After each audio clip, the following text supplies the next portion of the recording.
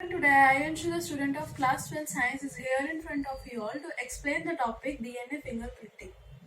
You all must have heard this term in cases of parental dispute or forensic disputes. So let us understand this term in detail. In human body, DNA is divided into two parts. First is bulk and second is satellite. 99% of the DNA, that is bulk DNA, is almost same in all the human beings. The phenotypic difference is just because of the satellite DNA, which is also known as repetitive DNA, which is present in 0.1% in human body. And satellite DNA don't code for any protein. Satellite DNA can be divided into microsatellite and mini satellite. In microsatellite, 2 to 6 base pairs repeat themselves from 5 to 200 times, whereas in mini satellites, 10 to 60 base pairs repeat themselves from 10 to 1500 times. Microsatellites produce short tandem repeats, whereas mini satellites produce VNTR, which is variable number of tandem repeats. VNTR is different in all human beings and laid the basis of DNA fingerprinting.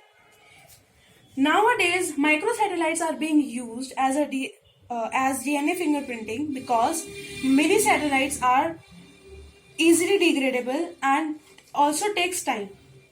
Let us understand the another term, which is polymorphism. Poly means many, morphism means phenotype. So, together we can say that whenever there is more than one phenotype, the condition is polymorphism. Blood, skin, etc. all have same degree of polymorphism and they are inherited from parents to children. But they are not exactly the same because sexual reproduction leads to the variation. So overall we can say DNA polymorphism is a difference in DNA sequences among individuals, groups and populations. Polymorphism is the variation at genetic level and it arises from mutation. There can be single nucleotide polymorphism or 1000 nucleotide polymorphism.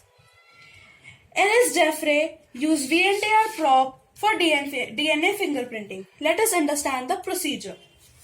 First, he isolated the human DNA. Then he digested the cell wall of that DNA using restriction endonucleases. He separated the DNA fragments by gel electrophoresis.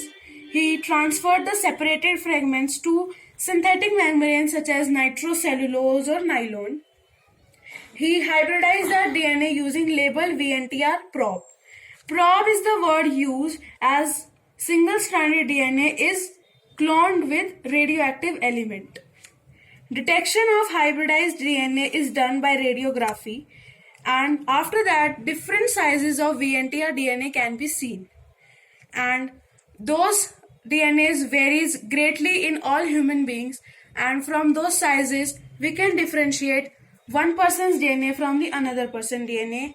You can also see in this diagram DNA from two persons collected and hybridized due to using all these above processes, and one of the person's DNA matched with the criminal DNA, and in this way we got the criminal. Thank you very much.